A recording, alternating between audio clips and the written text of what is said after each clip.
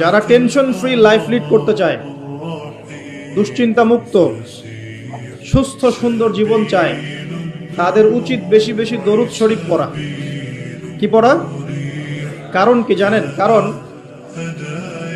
যখন আল্লাহর কোনো বান্দা মুহাম্মদ সাল্লাল্লাহু আলাইহি ওয়াসাল্লামের উম্মত, মুসলিম মুমিন ব্যক্তি, সে যখন নবী সাল্লাল্লাহু আলাইহি ওয়াসাল্লামের প্রতি দরুদ এবং সালাম পেশ করে, তখন এই দরুদ এবং সালামগুলো সংগ্রহ করার জন্য আল্লাহ রাব্বুল আলামিনের স্পেশাল কিছু ফেরেশতা আছেন। কি আছেন?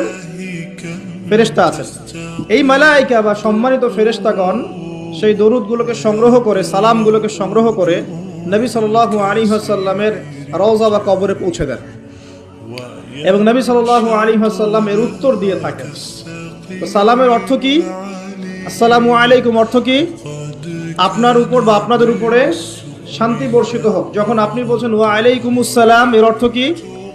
আপনার উপরেও শান্তি বর্ষিত হোক। তো নবী সাল্লাল্লাহু আলাইহি ওয়াসাল্লাম যখন কোনো ব্যক্তির সালামের জবাবে সালামের উত্তর দিবেন, তখন সেই ব্যক্তির জীবনে শান্তি আসবে না?